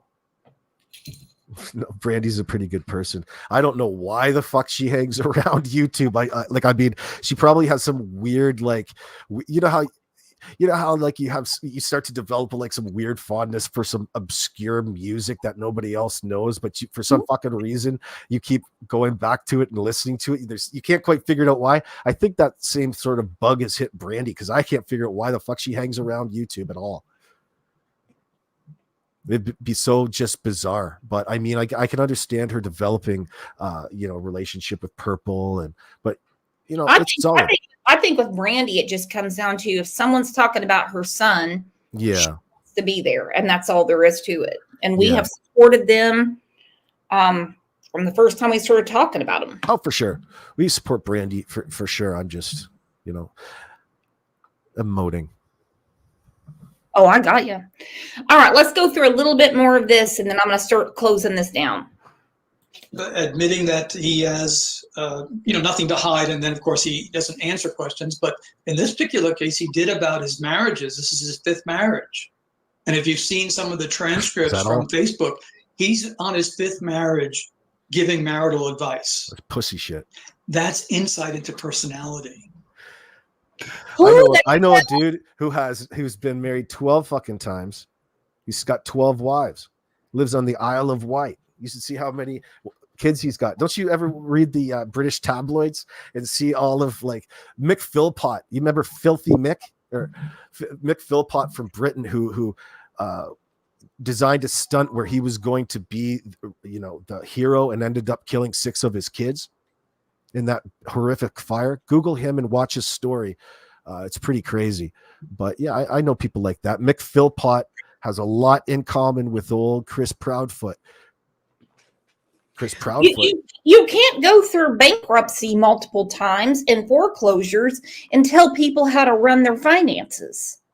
You damn sure can't run through No, but you can go on and tell people how to fuck over the system and take advantage of it, to utilize it and exploit it the same way that crashed the markets back in 2008. A bunch of, dishonesty fucking the numbers to get me that sexier fucking house that he can't end up paying for, that he's got to put on the market next month, because when the hammer comes down, she comes down hard. Yeah, like the Wolf of Wall Street type of thing. But who the hell would take marital advice from Chrissy Poo? Who would take child rearing advice from him? And actually, who would take it from Katie Proudfoot? Who would? People, vulnerable individuals, maybe. She's standing back watching her son's meltdown, and all she does is she brings it in the house. All we've heard about that weekend is that Sebastian was in a good mood. They went to BJ's, went to Texas Roadhouse. We do know 2 weeks before they were all together and that Sebastian was asking for, I guess, more items off the menu or something, And and even bigger popcorn. even bigger popcorn. And Chris gets mad and they have to leave. Maybe What? the popcorn was burnt. Maybe they burnt the fucking popcorn. Maybe there was not enough Parmesan cheese on the fucking popcorn. Yeah, what are you going to do? Not enough butter, not I'm enough outta here. jalapeno What sauce. are you going to do when you want to get a free fucking meal? You find something wrong and you stomp out of the restaurant, just like Chris Proudfoot mentioned on page 4 of his financial report. Think about that. The old dine and dash. Think about that. He's sitting there and Sebastian is coming unglued about something. And they're like, He probably put the blame. Yeah, he probably disciplined Sebastian, put the blame on the restaurant, and stormed out of there in order to get to fuck him over for the bill. Found something wrong. That's the type of asshole you're looking at. we're taking all this with us. We can't keep him here. This is Katie's retard or whatever he said outside. Retard. Yeah. Right. Yeah. That's a good way. That's the French way. Français. There you go. Yeah. And that's what he said. Katie, get your retard. What a horrible thing to say. No doubt. In the And- restaurant. And how is he running that fast with a size 14 boot and being as dumpy as he is? He's top heavy. Woo, buddy. I don't care how many times he's been married. I care about this poor kid. But what matters is what he's revealing. He's had 2 that he admits up to now, at least 2 CPS investigation, or at least in 2 states. I think there might be more. At one point, he was asked about Sebastian coming between them in a sense to protect his mom. And he gave a very strong laugh. A very strong laugh. Let me see if I can get that. Yeah, I would say I'm an expert in autism. They're asking in chat. Oh, you absolutely are. You live it every day. Yeah, there's different types of experts. Mine's from one side. Yours is personal. Yours is every day, all day. Yes. So, I mean, I don't know. I'm one type of expert. One type of expert, you could say. Good to see you, Missing PNW. But there are all kinds of other very good experts that are in your area, Brooks, that you can reach out to, and they'll be willing to go on the record with you and offer you clinical explanations for things. Well, and that's really not going to work in this case because I believe every patient is different. I think it's much better when somebody can speak from a personal aspect, like you explained. Well, from the family expert, because that's really what we're focused on, is how the family is handling the disability, which would be what I'm an expert on. And that is not whether it works well. No, and that is super important. Oh shit! But this one's pretty easy. I mean, like you set me straight yesterday about putting the locks because of the sensory issues. So it's like, I mean, you're speaking from your own shoes. It's not just the sensory issue in the fridge lock.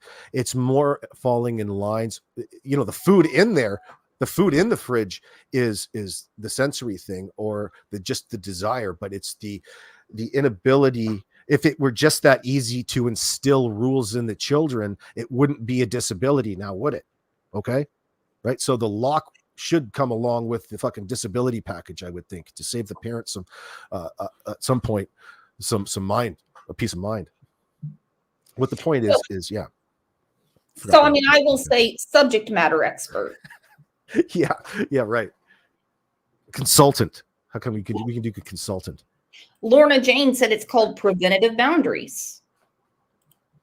And that happens. Thank you, Lorna Jane. Preventative boundaries. Yes. The little plastic things you put into the electrical outlets. That's right. So doesn't stick car keys in. And your kids will. I did. How many times did you as a kid do that? Did you ever do that? I did. I did, but my parents sat back. I'm Gen X, and they're like, "Oh, watch the little bitch electrocute herself again." Oh yeah. I mean, know my parents had rifles in my hand at that age too. Fuck, yeah, I know. I mean, that's how we grew up. I was born in 1975, and I mean, damn. I mean, I didn't even have a car seat. We thought they were strict then. I know. Right? Oh shit. You ain't seen strict until you lived in Chris Proudfoot's home, though. I tell you, he'll give you some parenting advice. He'll tell you exactly how to run. You know, here's a little parenting advice from Chris Proudfoot. You need about a 4x8 sheet of plywood with 2, 4, 6, 8 holes in it and a little bit of leather, and you just bound the kid to that board. You get your pressure washer out. You keep them wet. You don't even need to give them any water. You just fucking force strength them. Mm-hmm. Psh, throw on the pressure washer. They stay hydrated. Feed them every 3 days. You're good to go. Yeah. Open your mouth. They'll learn. They'll learn eventually. I mean, that was my parents. I mean, they're only Wasn't that an MK Ultra experiment? Wasn't that part of the experiment in which they just propped these people on in front of all these different televisions, and then deprived them of their senses and measured how much they would learn? That's kind of the same thing. So bizarre type of experiment. Gen X definitely was an experiment. I mean, there is a picture of me just home from the hospital. I'm laying on a blanket, and there is an ashtray next to me with a lit cigarette. And they took a picture of that shit. Okay, AB? Oh, yeah. I was there. I was pissed off that looking back on it, it's probably a good idea. I agree, but I hated going through with it. I was a smoker. This is bullshit. I feel discriminated against. They spent 70 years telling us how healthy they are and how wonderful it can be, only to deprive us of our pleasures in public. Yeah. I don't know about your parents, but mine used to smoke in the grocery store on airplanes. Oh yeah, I remember those days. Not now, my friends. Remember how pissed off you would get at your friends for not emptying the ashtray in your fucking car? They're the ones who used it. My goodness. So it's not the world. 2024 is not the world for the type of parenting that the Proud Feet family wants to do. No, they're not with the times at all. They're it's in a sense funny to watch a person go around and act like Chris Proudfoot is, but then you realize there's a missing child behind it. That's at the end of it. You feel bad for kind of laughing at his behavior. In reality, it's probably pretty embarrassing. The pressure is making him. What is forcing him to get in front of the flow of communication between Katie, Mama Bear, and the world? They just want to pretend that they're looking for this child. They want to have the missing child case without actually going through the motions. That's what it looks like. Like, who goes out and searches 10 minutes and packs her in and lets cops just take over to try to figure things out? Somebody who's presenting a bullshit story to begin with. Have you thought that the issues started when Katie met Chris? Things seem to be pretty copacetic until he came into the picture. That's when the essay happened. Well, yeah, he would break the communication between the natural set of parents and come in with these bullshit resolutions. This is how things should be done. Come here, I'll rescue you. And, day by day, slowly, situation by situation, before you know it, she's a hardcore nutcase, just like fucking he is. And it's totally contrary to how a child would thrive in that environment. They're so busy taking up all of their time, disciplining and dealing with the crap that comes from that. I mean, when is this child normal? He's either coming off this sleeping pill or he's going on the next fucking sleeping pill just to work around your schedule. The whole life is disciplined. It's like a life of servitude just to exist in silence. If this was, You hear stories back in the 1900s about people that just locked their kids in concrete enclosures in the basement, in the cisterns, and just let them exist there. And this is what this really resembles of, the same sort of environment. It's like a boot camp in a nice neighborhood, a super nice neighborhood. And how he has been married 5 times, I'll never understand. I don't know what people see in him. Well, because he keeps going and finding them. So, until they get to know, it's going to be, everything's fine until they get to know Chris. Then it's a problem. Then he'll go find a new person. He's the crazy motherfucker that keeps going through the same thing again and again and again and again. Thank you. The minute these women figure out, once the facade is off, once the new is off, once the best behavior is off, then all hell breaks loose. And I have a feeling that none of these women have good stories to tell. In this relationship with Chris, could you see any sort of compromise going back and forth? It's going to be incredibly one-sided, and the one-sided is going to be Chris. How do I know? I've kind of been there mentally before. I think it's the same reason my wife left me. But it's too one-sided. In a situation with Chris Proudfoot and his behavior, you can see it. He is so quick to get to the answers to the questions for people. He's cutting things off at the head for some weird reason. Why? Because he's got the plan to get away with this. And Katie is not going to be good enough in order to give any sort of answers, because she's going to break, because she's a woman in Chris's mind. And we've seen how he speaks to women. The woman he was speaking to, can someone remind me? She's buying into this lifestyle, this gay leather assless chap, Harley Davidson wannabe lifestyle that he's wanting to lead. Probably includes a little bit of fucking BDSM, and she's probably, living some sort of life of servitude to him. I'm thinking of Terry Lynn, not Katie. He was on her channel, and she was giving him the what for. And he talks to other people, and he goes, "You mean jugs?" He's calling her that because she's a chesty woman.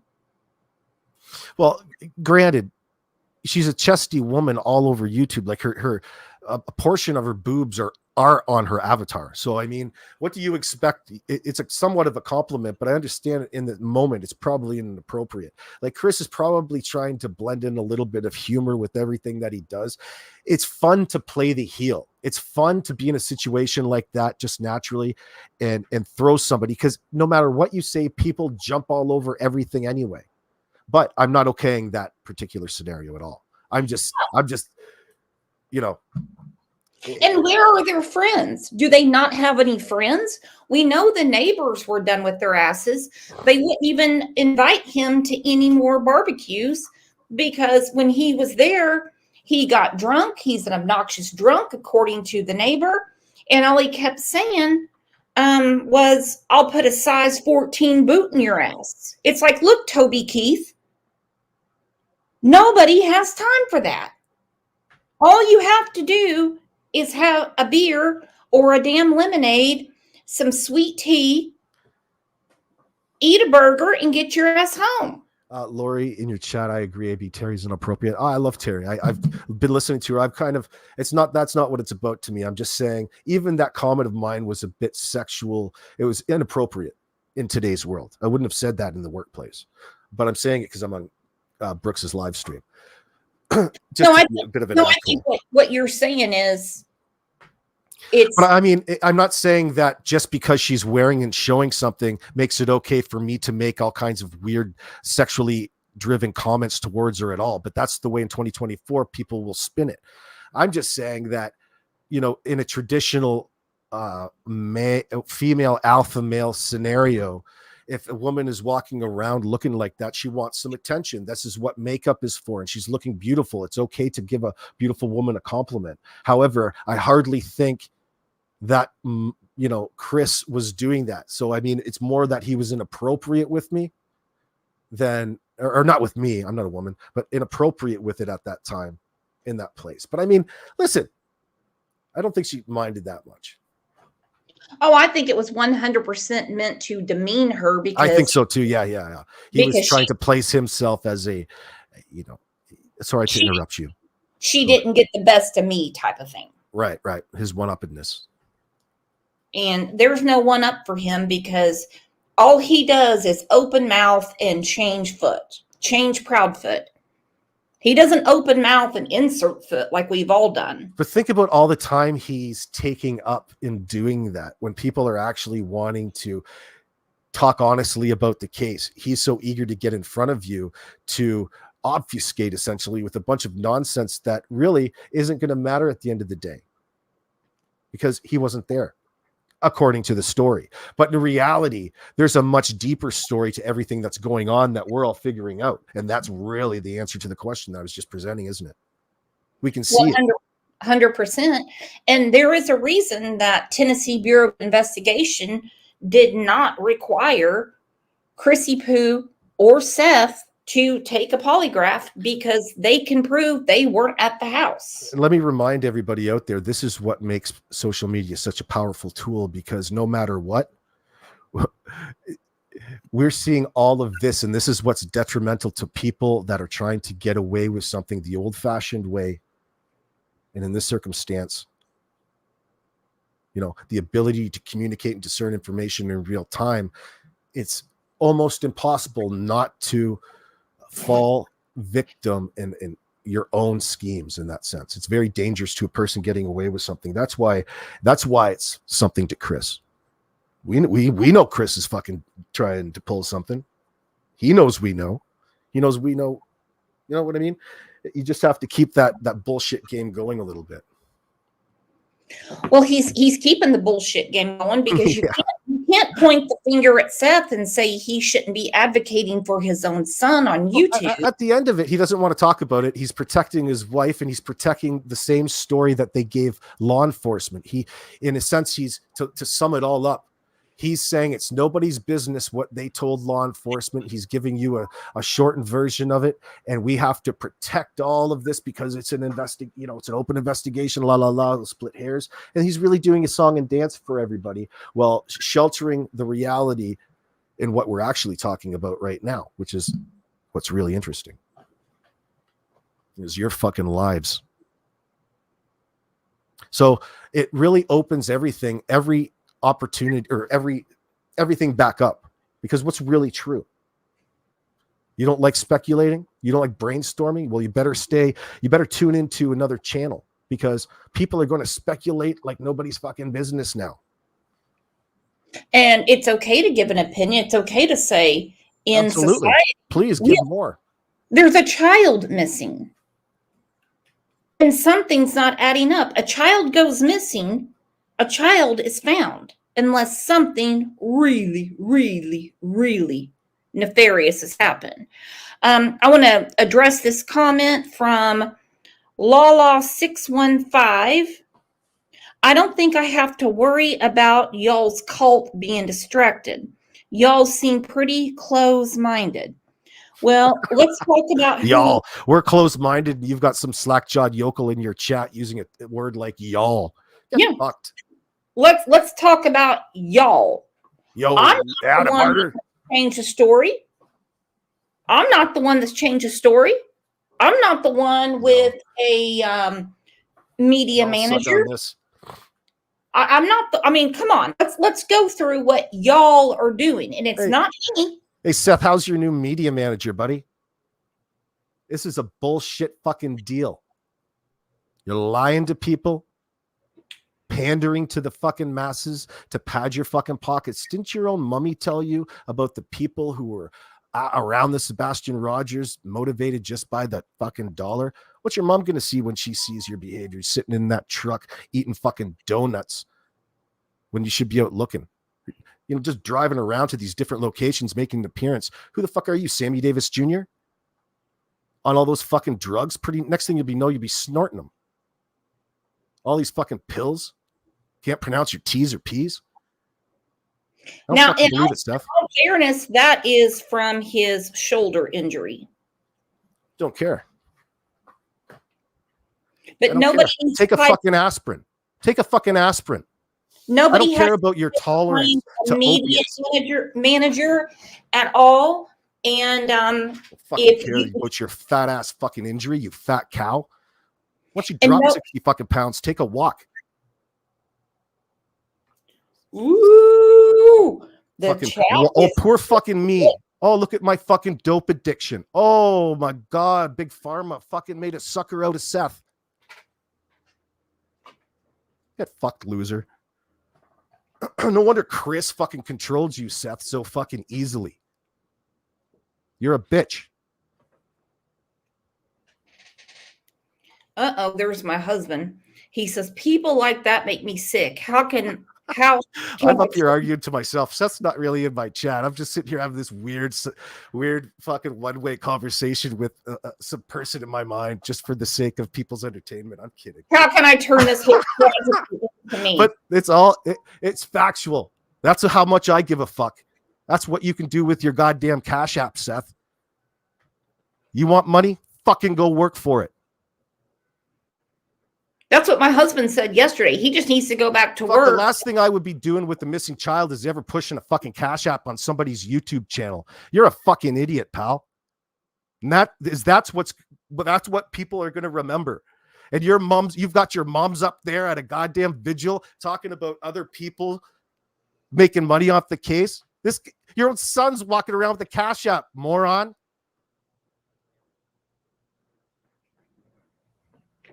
Milking all these fucking idiots down there who think praying is going to fucking do something so itchy to goddamn give you a couple $100 fucking bucks in the moment. How can you pass that up? We see it every fucking day. Oh, come up and tell us what we want to hear, Seth. Come up and fucking tell us what we want to hear, please, so we can. You're just as fucking guilty in this. You did nothing for that boy. You let him go. Now you're wanting to get paid for it. Why did the private investigators step away? Well, because they saw how much of an idiot these people are. They're fucking lying. They're sucking on it. They're milking the fucking tits of the malleable. You want my opinion? Yeah, sorry. I think it's because law enforcement would not give them any more information because loose lips sink ships. And when you have Seth and Chris all over social media, they are going to have a drink or something, and they're going to release what has been said. And so when the well is dry, there's no reason to put the bucket down in there. I would never say this shit on my own channel, by the way. Well, thank you for bringing it here. I go, you know what? I would be so much more diplomatic over my own channel. I don't mind coming to other channels and just letting my honest opinion fucking out. And I think that's a lot of what we were looking at with Peter Hyatt in the early on, wasn't it? The same sort of thing without, I think I just might've said what Peter was thinking anyway. You can only sit here and look at so much abuse of a vulnerable individual before you say something. It's not just one fucking thing. It's the totality of it, you three freaks. And all of a sudden there's Cash Apps thrown around thinking that you've got all these drops at just the right moments to keep people's hopes there. They can't figure out if it's AI or not. Get the fuck out of here. All of you can take these fucking things and fuck off. I can tell you right now, if that picture is real, like I said, Lester Holt on NBC Nightly News would be covering it. Right, exactly. There would be an update from law enforcement. It's not a genuine search in that sense. It's just the false hopes and promises of a fabricated story at the end of the day. And Seth is really actually protecting that fabricated story as though it's this gospel in this scenario, when each day that goes by we uncover a little bit more, like that dent in the garage door, and now all of these things are really coming through, verified by corroborating stories by the neighbors. Come on. Where would the dent come from? Were they playing baseball in the driveway? Was it a hailstorm? No, that came from the inside. That's a dent from the inside going out. Who was on the inside? Just the only tenant. Okay. I got to look that up. All right, guys, I don't mean to cut it short, but I have to get to something. I want a huge round of applause for our friend AB. Sorry for being so nasty. My Red Bull. I got a little chatty. I got too excited on my Red Bull. No, we love it. You're the guest.